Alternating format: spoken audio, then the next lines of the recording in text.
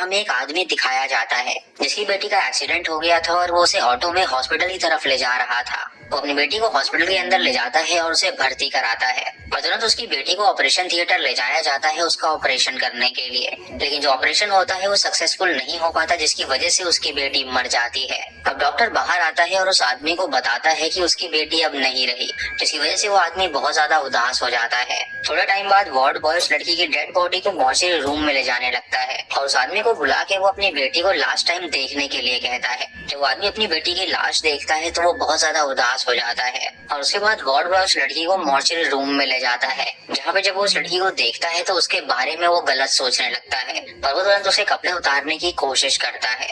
तभी अचानक mortuary room का दरवाजा कोई नॉक करता है और जब वो वार्ड बॉय वहाँ पे जाता है तो वो उसे ओपन करता है, लेकिन वहाँ पर कोई भी नहीं होता।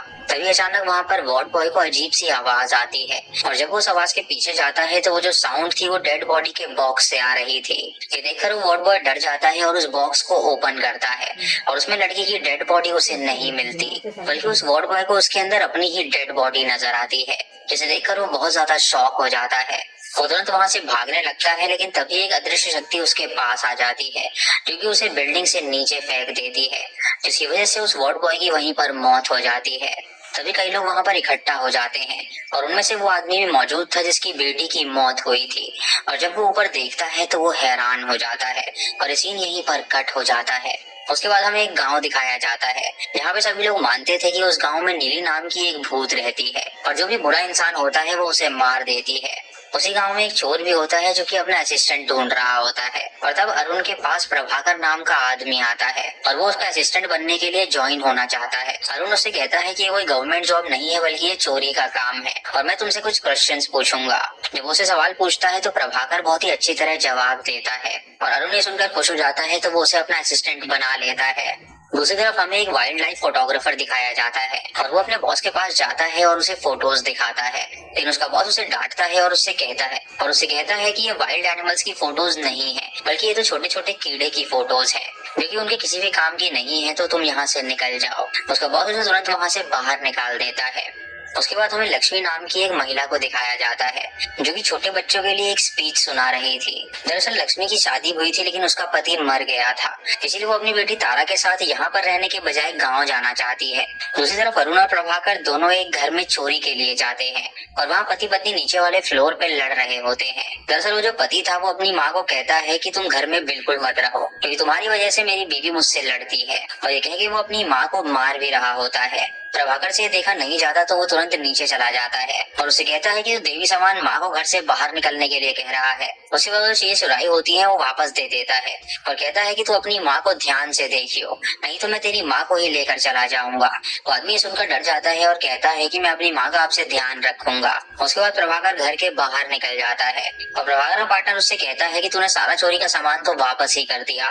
तो प्रभाकर हंसते हुए कहता है कि मैं इतना भी बेवकूफ नहीं हूँ। उसके बाद वो उसे 2 सोने के कंगन दिखाता है और अरुण ये देखकर हैरान हो जाता है और उससे पूछता है कि आखिर तू ये कहाँ से लाया। वो कहता है कि जो वो सामान चुरा रहे थे उसकी कीमत ज्यादा नहीं थी, लेकिन फिर उसकी नजर उसकी माँ के कंगन पर पड़ी, इसलिए वहाँ पर गया और उसकी माँ का सपोर्ट किया और उसी टाइम उसने उसकी माँ के कंगन भी चुरा लिए। अरुण ये सुन के हैरान हो जाता है क्योंकि उसका चोरी का स्टाइल बहुत ही यूनिक था। इधर लक्ष्मी अपनी बेटी तारा को लेकर गाँव में आ जाती है और गाँव में लक्ष्मी के बहुत ही फ्रेंड्स होते हैं, तो लक्ष्मी अपनी बेटी तारा को लेकर अपने फ्रेंड्स के साथ जतर में जाती है और वहाँ पर वो सभी मिलके खूब एंजॉय करते हैं। वहाँ पर अरुण और उसका असिस्टेंट भास्कर भी आए होते हैं जो कि वहाँ पर भीड़ देखकर चोरी करने का सोच रहे थे। वहीं पे वो फोटोग्राफर भी आया होता है फोटोज लेने के लिए और वहाँ बहुत से लोग डांस करते हुए एंजॉय कर रहे थे। जब रात हो जाती है तो वहाँ से सभी लोग वापस जाने लगते हैं और लक्ष्मी अपनी बेटी को लेकर जंगल के रास्ते वहाँ से जाने लगती है। इधर उसी टाइम प्रोफेसर अपनी कार में जा रहा होता है और उसी कार के आगे अरुण और प्रभाकर आ जाते हैं जो कि उसकी मदद मांगते हैं और कहते हैं कि हमें भी ड्रॉप कर दो। ये सुनकर वो फोटोग्राफर मान जाता है और उन्हें कार में बैठा लेता है और उन्हें भी वो अपने साथ ले जाने लगता है। इधर लक्ष्मी अपनी बेटी के साथ जा रही होती है और उसको लगता है कि शायद उसे कोई फॉलो कर रहा है। तभी उसके पीछे से कुछ आवाजें आना शुरू हो जाती हैं, जैसे कि वो बहुत ज्यादा डर जाती है। तभी वहाँ पर कोई आता है जो कि उसके सर पे मारता है जिससे कि वो नीचे गिर जाती है और उसी टाइम उसकी बेटी वहाँ से भागती हुई रोड के पास जाती है। तभी उसी टाइम फोटोग्राफर उसी रास्ते से गुजर रहा होता है। जब उस लड़की को देखता है तो सोचता है कि ये लड़की अकेले यहाँ पर क्या कर रही है, लेकिन तभी उसके पास आकर कोई खड़ा हो जाता है, जिससे उस फोटोग्राफर को लगता है कि शायद वो लड़की अकेली नहीं है, इसीलिए वो तुरंत वहां से निकल जाता है। लेकिन दोस्तों, उस छोटी लड़की के पास कौन खड़ा था ये हमें भी क्लियर दिखाया नहीं जाता। इधर लक्ष्मी भी बेहोश पड़ी होती है और जब उसे होश आता है तो वो अपने पास्ट को याद करने लगती है और उसके बाद जो कहानी है वो पास्ट में चली जाती है। लक्ष्मी ने शादी कर ली थी और वो बहुत ज्यादा खुशी से जी रही थी, लेकिन कुछ दिन बाद उसका पति एलेक्स लक्ष्मी को छोड़ देता है क्योंकि उसे दूसरी लड़की पसंद आ गई थी और वो उसके साथ रहना चाहता था। लक्ष्मी जब ये सुनती है तो वो एलेक्स को बदलने का ट्राई करती है, लेकिन एलेक्स उसकी बात बिल्कुल भी नहीं मानता और वो बदलने को तैयार ही नहीं था। लक्ष्मी अपनी जीविका चलाने के लिए एक जगह पर काम करने लगती है, लेकिन एक दिन एलेक्स वहाँ पर आता है और लक्ष्मी से कहता है कि मुझे तुझसे कुछ बात करनी है। वो लक्ष्मी को बताता है कि उसकी 2 किडनी फेल हो गई हैं और उसकी जो किडनी है वो उसकी किडनी से मैच करती है और अगर वो अपनी एक किडनी उसे दे देगी तो उसकी जान बच जाएगी। ये बात सुनकर लक्ष्मी सोचती है कि उस आदमी ने मुझे छोड़ दिया है तो ऐसे आदमी की मदद मैं क्यों करूं, इसीलिए वो उससे कहती है कि मैं तुम्हारी मदद बिल्कुल नहीं कर सकती और तुम दोबारा मेरे पास बिल्कुल मत आना। तभी अचानक उसका मन बदल जाता है और वो अपने पति को किडनी देने के लिए तैयार हो जाती है। एलेक्स उससे कहता है कि अगर तुम मेरी मदद करोगी तो मैं तुम्हारा जिंदगी भर कर्जदार रहूंगा और लक्ष्मी उसे अपनी एक किडनी दे देती है, जिसकी वजह से कुछ दिन बाद वो ठीक हो जाता है। उसके बाद से ही वो बदल जाता है और अपनी बेटी तारा और अपनी बीवी लक्ष्मी को वो प्यार से रखने लगता है। लेकिन कुछ दिन गुजरने के बाद वो बीमार पड़ जाता है और तभी अचानक उसकी मौत हो जाती है। ये देखकर उसके रिलेटिव्स बहुत ज्यादा हैरान हो जाते हैं और सोचने लगते हैं कि आखिर उसकी मौत अचानक कैसे हो गई। वो सब कहते हैं कि ये सब लक्ष्मी की वजह से हुआ है, इसीलिए वो यहाँ पर रहने के लायक नहीं है। और ये सारी बातें सुन के ही लक्ष्मी ने डिसाइड किया था कि वो अपने गांव चली जाएगी। उसके बाद स्टोरी प्रेजेंट में आती है। उसके बाद लक्ष्मी गांव के पुलिस स्टेशन जाती है और उन्हें बताती है कि मुझे किसी ने बहुत जोर से एक लकड़ी से मारा था और मेरी बेटी को किसी ने किडनैप कर लिया है जो कि अब तक मुझे वापस नहीं मिली है। पुलिस स्टेशन में कोई भी लक्ष्मी की बातों को सीरियसली नहीं ले रहा था और पुलिस वाले कहते हैं कि कुछ पता चलेगा तो हम बता देंगे। ठीक है कि वो लक्ष्मी को वहां से भेज देते हैं। जब लक्ष्मी वहां से जा रही होती है तो कोई उससे मिलने आती है और वो उसे कहती है कि अगर तुझे तेरी बेटी वापस चाहिए तो तुझे नीली की पूजा करनी होगी, क्योंकि नीली ही एक ऐसी आत्मा है जो कि उसकी बेटी को वापस ला सकती है। अब सुनकर लक्ष्मी तुरंत नीली के पास जाती है और उसे अपनी सारी परेशानियां बताती है। इधर वो फोटोग्राफर जब फोटोग्राफी कर रहा होता है तो उसे अचानक से एक विजन आता है जिससे कि उसकी नींद खुल जाती है। उसी टाइम उसके कैमरे से एक फोटो बाहर आती है और वो उस रात की फोटो थी जहाँ पे तारा के पास कोई खड़ा हुआ दिख रहा था। वो सोचने लगता है कि आखिर कैमरे से ये फोटो कैसे निकल के आ गई, क्योंकि उसने तो ये फोटो खींची ही नहीं थी। उसके बाद हमें रेमो दिखाया जाता है और वो दरअसल एक पैरानॉर्मल इन्वेस्टिगेटर था जिसे कई सारे भूत और आत्माएं दिखती थी और वो उनको भगाने का काम करता था। फोटोग्राफर ये बात बताने के लिए रेमो से मिलने के लिए जाता है, लेकिन रेमो अपने घर में मौजूद नहीं होता। उसके बाद वो उस घर में कुछ डिवाइस को टच करने लगता है और उसे अजीब सी फीलिंग होती है और वो तुरंत वहां से बाहर निकल जाता है। रेमो को वहां पर कुछ एनर्जी फील होती है और जब वो फोटोग्राफर का कैमरा वहां पर देखता है तो वो समझ जाता है कि वहां पर नेगेटिव एनर्जी थी। उस एनर्जी को कंप्यूटर में फिट कर देता है ताकि सिस्टम में पता चल सके कि आखिर वो एनर्जी क्या है, और सिस्टम से उसे पता चलता है कि उस एनर्जी का नाम नीली है। जब रेमो नीली का नाम देखता है तो वो काफी ज्यादा हंसने लगता है। इधर लक्ष्मी अपनी बेटी को ढूंढ रही होती है और उसे उसकी बहुत ज्यादा चिंता हो रही थी। उसी टाइम लक्ष्मी के घर में भयंकर घटनाएं होना शुरू हो जाती हैं, जिसे देखकर लक्ष्मी बहुत ज्यादा डरने लगती है। इधर रेमो के पास फोटोग्राफर आता है और अपने घर में हो रही घटनाओं के बारे में उसे बताता है। उसे वो फोटो भी दिखाता है और उसे कहता है कि इसमें जो लड़की है उसे एक बहुत बड़ा खतरा है, तो हमें तुरंत उस लड़की को बचाने के लिए जाना पड़ेगा। रेमो फोटोग्राफर को कहता है कि मेरे घर से एक डिवाइस गायब हो गया है और उसके बाद वो सीसीटीवी फुटेज चेक करते हैं तो उन्हें पता चलता है कि दरअसल अरुण और प्रभाकर वहाँ पे आए थे उसे चुराने के लिए। ये सब देखकर रेमो तुरंत फोटोग्राफर को देखता है और उससे कहता है कि डरने की कोई बात नहीं है, वो डिवाइस अरुण ओपन करेगा और लोकेशन मुझे पता चल जाएगी, क्योंकि उस डिवाइस के अंदर जीपीएस ट्रैकर ऑलरेडी लगा हुआ है।